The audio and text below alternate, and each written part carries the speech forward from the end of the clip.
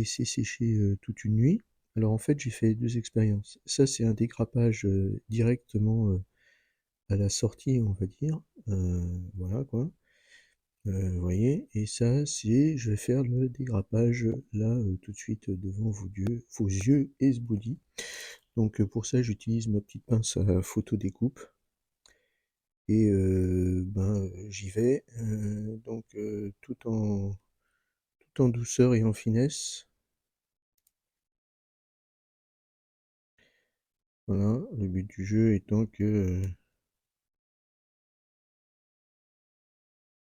je stresse le moins possible puisque je n'ai pas encore, curé, on va dire, le truc. Alors le fait que je n'ai pas curé, ça aide quand même beaucoup parce que vous voyez que c'est, encore, assez souple et donc du coup, on va dire ça va jouer, d'accord? La souplesse va me permettre de jouer, heu sans que ça casse quoi, en gros, hein? Voilà, on y va, clac. Ah, là on y va aussi, tac. Voilà, là j'en ai peut-être mis un petit peu trop à côté du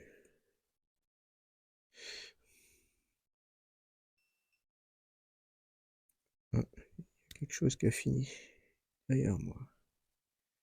Bien, donc là on est pas mal. Là on regarde qu'est-ce qui reste encore.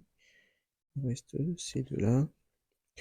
Donc vous voyez aussi en fait, j'ai positionné les supports de telle sorte que je puisse, les dégrapper ensuite. C'est-à-dire qu'en fait, il faut penser, au fait qu'en fait, après on aura à passer, là celui-là je le fais loin. Alors on en est où là?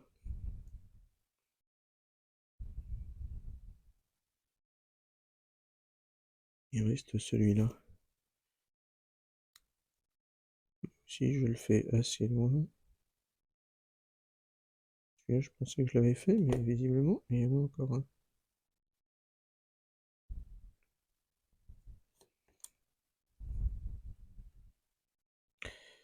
Donc voilà, ça c'est pour vous expliquer un peu la procédure que je mets en place. Oups.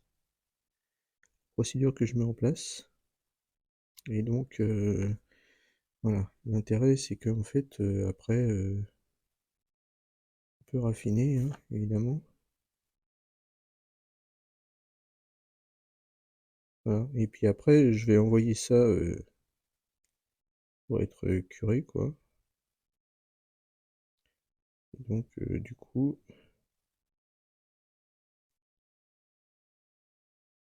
je pourrais, finaliser, les derniers ajustements, on va dire. Voilà.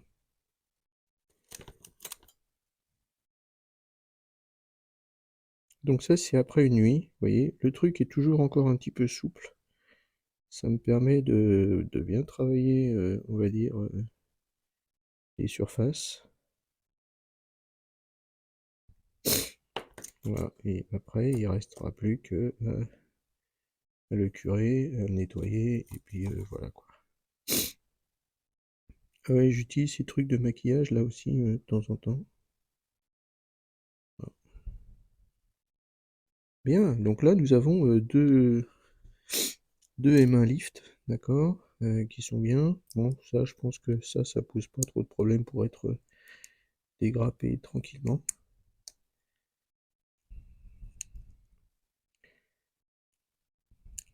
Voilà, et donc là, on commence à voir, un petit peu, à quoi ça va ressembler quoi. Ça c'est une du milieu. Voilà. Donc, je vous avais expliqué, ça c'est en fait, un truc qui était en position basse, hein. Je vous avais expliqué que en fait, j'avais fait, donc ça c'est ce que j'ai décrapé hier, voilà. En gros, il va y avoir, 2 possibilités. Une possibilité en position haute, qui va être un petit peu comme ça, quoi, et une possibilité en position basse. Alors, en fait, j'ai eu quelques problèmes hier parce que, on va dire, j'avais l'impression que ce truc-là, en fait, se tordait gentiment, mais bon, c'est pas trop terrible, ça va, c'est pas génial, hein, mais c'est pas trop terrible. Je voulais qu'il soit en bonne position, avant de le curer, quoi, en gros. Après, je continuerai. Et donc ça, c'est la position basse qui, normalement, devrait à peu près arriver, comme ça, quoi. Voilà, vous voyez? Hein, c'est pas mal. Heu, voilà. Alors ensuite, sur, les étriers, donc je vous rappelle, hein, dans la première façon de faire, j'avais, mis, on va dire des écrous, pour être, des écrous avec des trous pour rentrer dans la roue, tout ça, bon évidemment, tout ça ne marcherait pas. Ça réclamait beaucoup trop de précision. Donc là, j'ai changé de mon fusil d'épaule et donc j'ai fait des demi-étriers.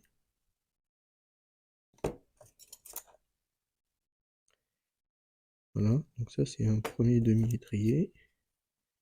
Ça c'est un deuxième demi-étrier. Vous vous souvenez que les écrous sont pas les mêmes des deux côtés, hein. Il y a des écrous à 6 pans d'un côté et puis des écrous très compliqués de l'autre. Oups, il est là, je ne l'ai pas perdu. Voilà. Bon, encore une fois, hein, tout ça c'est avant d'être curé, c'est pas grave. Je vais vous montrer un petit peu quelle est la stratégie.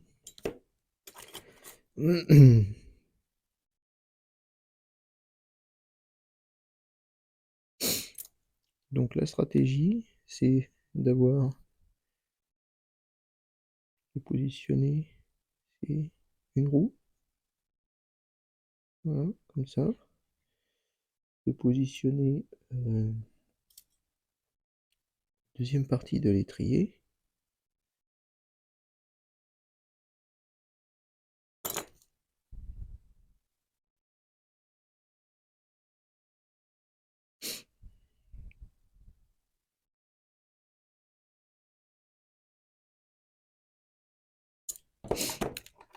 positionner la deuxième partie de l'étrier, voilà, comme ça. Bon, évidemment, hein. Et en fait, une fois qu'on aura posé la deuxième partie de l'étrier comme ça, le but du jeu, hein, c'est pourquoi est-ce que je fais ça comme ça? Pourquoi est-ce que je me complique la vie? C'est parce que je veux pouvoir peindre la roue, en particulier avec le pneu, tranquillement, quoi. Voilà. Et donc une fois qu'on aura mis comme ça, on viendra l'enficher là-dedans et ben, pas mal, quoi. Voilà, c'est la façon que j'ai trouvé de faire ça. Bon, vous voyez que ouais, les boîtes, ça se fait bon maintenant des boîtes, j'en ai plein. Ça, c'est pas un problème d'avoir des boîtes. Donc la boîte, elle va venir, par-dessus ici. Bon, bah, voilà, je voulais vous montrer un petit peu que, ben, ce petit M1 là, voilà, avec, 2 façons de faire. Bon, alors lui, je l'ai pété. D'accord. Lui, comme vous le voyez, il est là.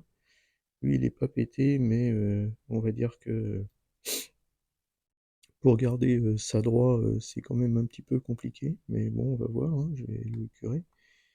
Et donc, l'histoire des étriers, voilà, qui à mon avis fait que c'est quelque chose de réalisable, parce qu'avant, franchement, j'étais un petit peu optimiste sur la façon de faire.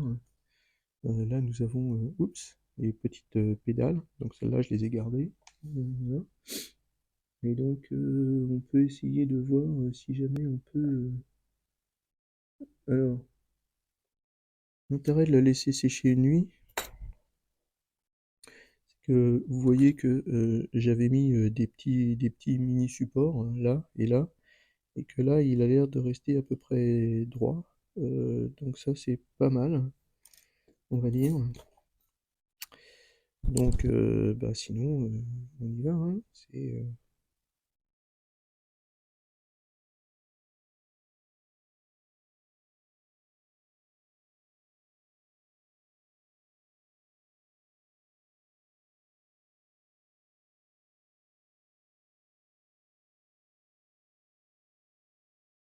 Je ne crois pas.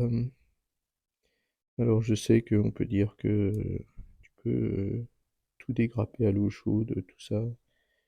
Mais franchement, l'expérience montre que quand on a des trucs aussi fins que ça, là vous me voyez trembler devant la caméra, c'est super. Qu'est-ce qui reste qui colle là encore? Lui là.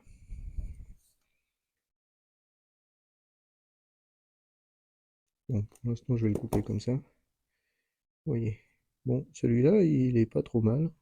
Alors le plateau, lui, il est aussi un petit peu tendu, etc. Mais je pense qu'en le curant, on pourra après le limer. Et donc, voilà.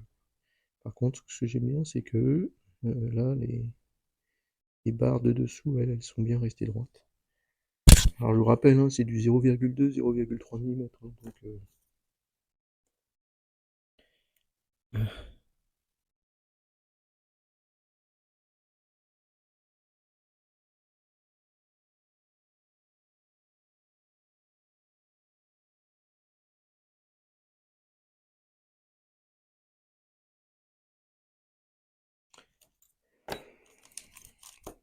voilà.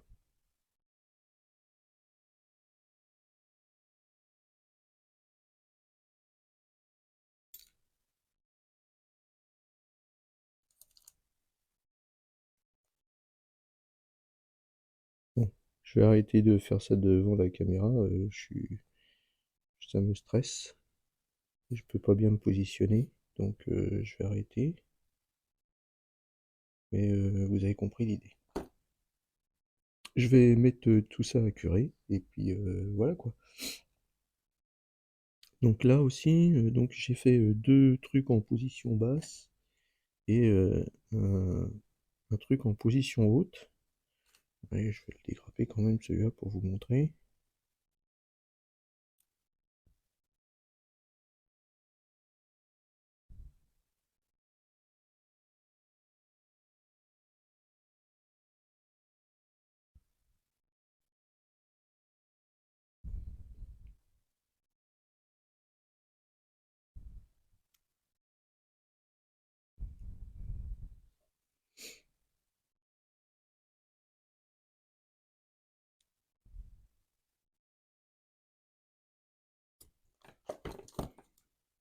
Voilà.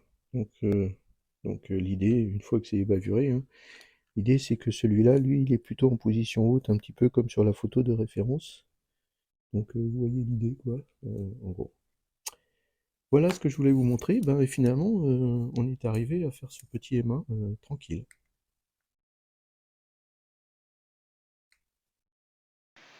Bon, bah, le but de tout ça, c'est quand même de réaliser des maquettes, hein. Donc voilà, j'ai primé, on va dire, le plateau en position basse, etc. Avec du Tamiya XF62 qui correspond à mon avis à de l'olive drab américain de juillet 44, du matos comme ça là. Et bah voilà, aussi ce que je voulais vous dire, c'est que si jamais ça vous intéresse, eh ben j'ai mis